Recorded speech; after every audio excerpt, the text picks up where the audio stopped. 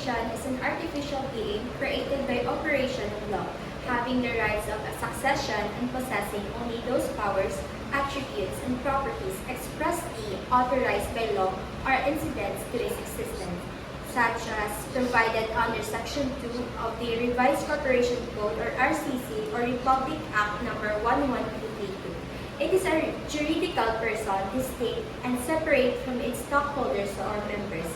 A corporation comes into existence upon the issuance by the Security and Exchange Commission or SEC of a certificate of incorporation after compliance with the requirements of the RCC such as the Articles of Incorporation, bylaws, and the paid-out capital. Prior to such issuance, a de facto corporation may exist when there is tolerable compliance with legal requirements and the incorporators act in good faith in attempting to form a corporation. A corporation may cease to exist or die through various means. It may expire upon the lapse of its corporate term, unless such term is renewed or made perpetual under the RCC. Its existence may also be terminated by the revocation of its franchise or certification of incorporation by the SEC. Dissolution may likewise occur voluntarily through the action of the stockholders or members or involuntarily through court order, such as in cases of dissolvency, fraud, or unlawful purpose. Moreover, under Section 21 of the RCC, a corporation that fails to formally organize and commence business with 5 years from incorporation or remains inoperative for 5 consecutive years may also be considered dissolved. As a juridical entity, corporation enjoys certain powers granted by law under Section 35 of the RCC. So these include express powers such as the ability to sue and be sued, adopt and use a corporate name and seal, amend its article of incorporation, adopt bylaws, issue or sell stock in the case of stock corporation, or admit members in non-stock corporation. It may also enter into contracts, borrow money, issue bonds, acquire and dispose property, subject to constitutional and nationality limitation, merge or consolidated with other corporation, and dissolve and liquidate its affair. In addition to these express powers, a corporation also possesses implied or incidental powers necessary for the accomplishments of its lawful purposes, such as hiring employees or opening bank accounts. However, its powers are not unlimited. Under the doctrine of limited capacity, a corporation may exercise only these powers that are authorized by its articles of incorporation or by law. Corporations may be classified according to their place of incorporation and business operations. A domestic corporation is one created or organized under the Philippine law and is taxable on income derived from sources within outside the Philippines. A residence foreign corporation, on the other hand, is one that is organized under foreign laws but is engaged in trade or business in the Philippines. It is taxable only on income from the Philippine sources. For a foreign corporation to be considered as doing business in the Philippines, there must be continuity of commercial dealings or operations, not merely isolated transactions. Meanwhile, a non-resident foreign corporation is one that is organized abroad and not engaged in trade or businesses in the Philippines, and is taxable only on income derived from Philippine sources, as provided under Section 22 of the National Internal Revenue Code, or NIRC. And for tax purposes, the term corporation under the NIRC includes not only traditional corporation, but also other business entities such as partnership, no matter how created or organized, joint stock companies, joint account, or surplus and participation association, and insurance company. However, the law excludes from the definition general professional partnership or GPPS, and certain joint ventures or consortia formed exclusively for specific construction projects or the engaging in petroleum, coal, geothermal, and other energy operations. Certain joint ventures or consortia formed exclusively for specific construction projects or for engaging in petroleum, coal, geothermal, and other energy operations under service contract with the government. Partnership, regardless of how they are organized and treated as corporation for tax purpose, except GPPS, which are formed by professionals to exercise a common professions such as law or accounting. So these partnerships are not taxed as corporations. Instead, their individual partners are taxed on their respective attributes shares of income. Other special entities are also treated a corporation for taxation. Joint stock companies, other special entities are also treated as corporations for taxation. Joint stock companies, which are business organizations with capital divided into shares transferable without the consent of co-members, are considered corporations for tax purposes. Similarly, joint accounts or cuentas en participación, which involves one person contributing to the business of another in exchange for a share in profits or losses, have no juridical personality under civil law but are treated corporations for taxation. Associations, which are organized groups of people with a common purpose, are likewise taxed as corporations if they engage in income-generating activities. Insurance companies, whether stock or mutual, are always treated as corporations for tax purposes. Meanwhile, joint venture or consortia formed exclusively for construction or energy-related project under service contract are not treated as corporation and are instead government by special tax rules.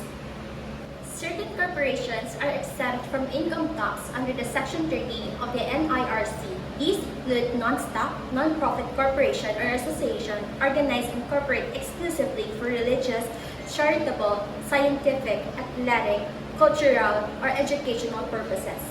Also, exempt are civic leagues or organizations not organized for profit but operated exclusively for social welfare, business leagues and chambers for commerce not organized for profit, farmers and other mutual benefit associations, government educational institutions, and other entities specifically exempted by law.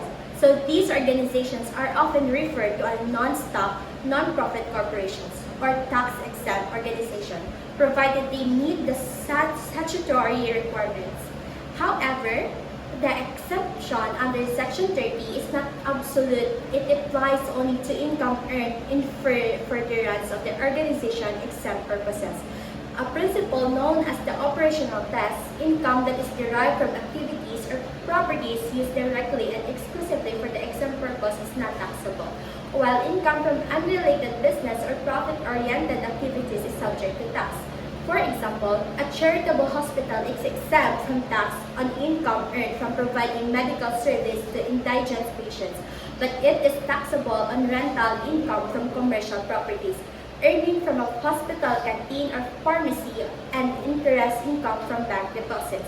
So these principles was clarified in the case of Lang Center of the Philippines versus Quezon City, or GR number 144104 on June 29, 2004, where the Supreme Court emphasized that the exemption applies only when the income or property is actually direct and exclusive used for the exempt purpose. The government-owned or controlled corporation or GOCCS are generally taxable in the same manner as private corporation, except for specific entities expressly exempted by law, such as the Government Service Insurance System or GSIS, to the Social Security System or SSS, and the Philippine Health Insurance Property PhilHealth, in additional regional or area headquarters or RAFQS of multinational corporation established under Section 22 of the NIRC are exempt from income tax since they do not earn or derive income from source with the Philippines. On the other hand, regional operation headquarters under Section 22 are subject to the 10% income tax on taxable income. Estate and trust. An estate refers to the total mass of properties, rights, and obligations left by a deceased person which are transmissible to his or her heirs. Under the Civil Code, succession is the mode by which such properties, rights, and obligations are transferred through death, either by will or by operation of law.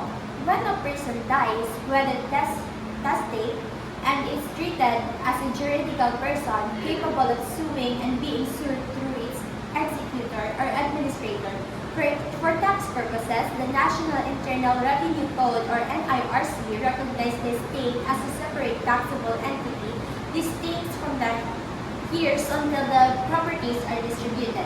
So the estate is subject to income tax for individuals under the Section 24 and 25 of the NIRC, covering income earned up to the time of death, and to estate income tax under Section 60 if the estate is under administration or juridical settlement. So during the pendency of settlement, the estate is taxed like an individual except that no additional personal exemptions are allowed, and income distribution to heirs within the taxable year is deductible from the estate's taxable income but becomes taxable to the heirs. If after settlement, the heirs jointly manage the property and contribute money, property, or industry for profit, the estate is treated as an unregistered partnership subject to corporate income tax. If they merely co-own the property and divided its fruits without engaging in business, each year is taxed individually on his or her share. And for the other hand, a trust is a fiduciary relationship where one person, the trustor, transferred property to another, the trustee, to hold or manage for the benefit of a third person, so the beneficiary. So trust may be expressed, created by the direct will of the trustor, usually in writing or implied arising by operation of law based on presumed intent or equity. So governed by the rule of 98 of rules of courts in section 22 and 60 to 63 of the NIRC, a trust is likewise treated as a separate taxable entity. The taxation of trust income depends on its nature. Income accumulated for future distribution is taxed to the trust through the trustee. Income currently distributed is taxed to the beneficiaries, and in case of revocable trust or when the income benefits the grantor, the tax liability is imposed on the trustor.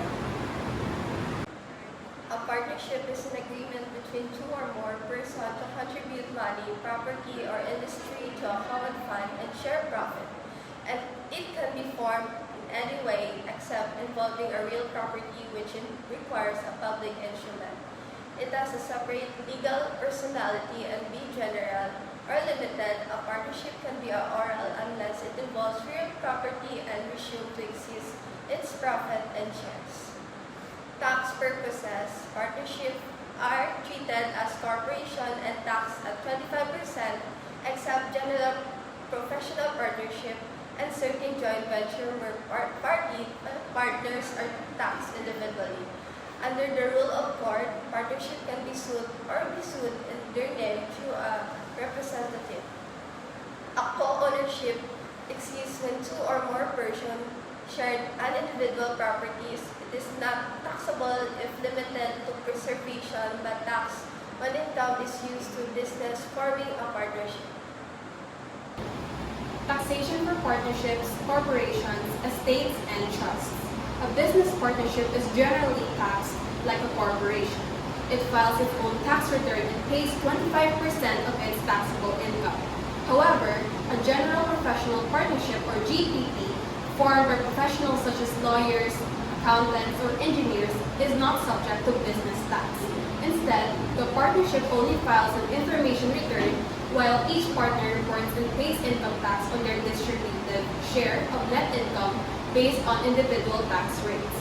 Partnerships, like corporations, may deduct ordinary business expenses such as rent, salaries, and utilities before computing taxable income. A corporation pays the regular corporate tax, or RCIT, of 25% on its net income. Small corporations with net taxable income not exceed 5 million pesos and total assets not over 100 million pesos, excluding land, are subject to a lower rate of 20%. If a corporation earns little or incurs a loss, it must still pay the minimum corporate income tax, or MCIT, of 2% of gross income. Other special corporate taxes include the improperly accumulated earnings tax, or IAET, imposed on corporations that retain earnings instead of distributing dividends, and the use of gross income tax, or the GIT, a proposed system based on gross rather than net income. An estate or trust is treated as a separate taxpayer while it exists. The income it earns, such as rent, interest, or investment income, is taxed like that of an individual, following the graduated income tax rate from NIRC. If the income is distributed to the heirs or beneficiaries, the tax is imposed on them individually. If retained, the state or trust itself pays the tax. Once all the properties have been fully distributed, the state or trust ceases to exist as a taxable entity. For classification, corporations may be domestic, taxed on income from sources within and outside the Philippines; resident foreign, taxed only on income from Philippine sources; and non-resident foreign, also taxed on Philippine-sourced income. Partnerships may either be a general professional partnership, or GPP, which is tax-exempt as a business entity with partners taxed individually, or a business partnership, which is treated as a corporation and pays 25% of RCID on its taxable income. Certain joint ventures or consortia organized for government construction or energy projects are exempt from corporate tax, provided they are properly registered and recognized under government contracts. An estate represents the total property, money, and rights left by a deceased person before distributing to heirs, while under judicial or extrajudicial settlement, the estate earns taxable income from its properties and is taxed separately like an individual, up to 35%. Once the estate is fully distributed, it is no longer a taxable entity. Similarly, a trust exists when a trustee manages property for the benefit of a beneficiary. Like estates, trusts are separate taxpayers. If the income is accumulated, the trustee pays the tax. If it is distributed, the beneficiary is taxed on the amount received. Go. A corporation's income generally comes from two main sources: business or active income and passive income. Business or active income refers to earnings derived from the corporation's primarily trade or operations, where the activity participates in generating profit. This includes sales of goods or trading manufacturing companies, serves fees for services-oriented businesses, rental income from properties used in operations, professionals or management fees. The commissions such as income in subjects in regular operation income tax, or RCIT, of 25% of net taxable income, or 20% in case of small corporations with net taxable income exceeding 5 million and total assets over 100 million, excluding land. On the other hand, passive income refers to earning obtained without active business involvement, typically are investments or property ownership. Examples including investments of bank deposits or bonds. Dividends from other operations, royalties from patient, Patents. from patents, Liwa and from Sige, patents. nag-i-cut na lang. Example include interest in bank deposits or bonds, dividends from other corporations, royalties, and patents or copyrights, rental income from properties not used in doing business, and capital gains from the sales of shares of investments. Passive income is usually subject to a final withholding tax, or FWT, meaning the tax is withheld at the source and considered final. Thus, it is longer included in the corporation's regular taxable income. The minimum corporate income tax (MCIT) ensures corporations pay a minimum tax even with a low income due to deductions. Under Section 27 and 28 of the NIRC, it is 2% of the gross income, 1% under the CREATE Law from 2020 to 2022, as starts on the 4th year of operation. Corporation pay whichever is higher between the 25% regular corporate income tax (RCIT) or MCIT. Excess MCIT can be credited for the next 3 years and new or suspended firms are exempt. Meanwhile, the improperly accumulated earnings tax (IAET) is a 10% penalty on closely held corporations that retain profits to above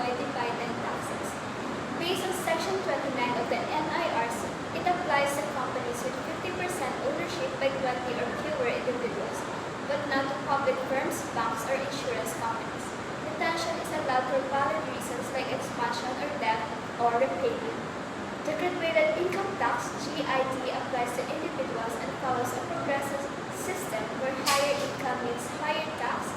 Covered under the Section 24 of NIRC Trade Law, it includes citizens and aliens engaged in business. Overall, MCIT ensures minimum corporate taxes, IAT discourages profit hoarding, and GIT promotes tax fairness. For hypothetical case comparison, let's imagine three different taxpayers: domestic corporation, business partnership, and estate. How taxes work for these different types of taxpayer, all earning the same income. So, XYZ Trading Corporation, a domestic corporation, earned $2 million and spent $800,000 on expenses, leaving $1,200,000 in taxable income. It also earned $100,000 in bank interest, subject to a 20% final tax. Under the law, corporations pay a 25% regular corporate income tax (RCIT), so XYZ owed $300,000 plus $20,000 final tax, a total of $320,000, and the minimum corporate income tax of 2%, $40,000 is lower, so the regular rate applies. Prime Builder Partnership, a business partnership with the same income and expense, is taxed just like a corporation, paying $300,000 in RCIT and $20,000 finance tax, totaling to $320,000. However, it is where a general professional partnership (GPP), the partnership itself wouldn't pay tax. Instead, each partners will pay based on their share of the income. Lastly, an estate earning $2 million and spending $800,000 has the same $1,200,000 taxable income. But unlike companies, it is taxed like an individual under the graduated tax rate, $130,000 plus 25% of the excess over $800,000, which is $230,000 plus $20,000 final tax on interest, for a total of $250,000. In short, even with the same earning, corporation and business partnership pay flat taxes, while estate follow individual graduated tax rates, showing how tax treatment depends on the type of taxpayers. So to conclude, this is our report for the partnership, corporation, and estates and trusts by the Group 1 Audit Group.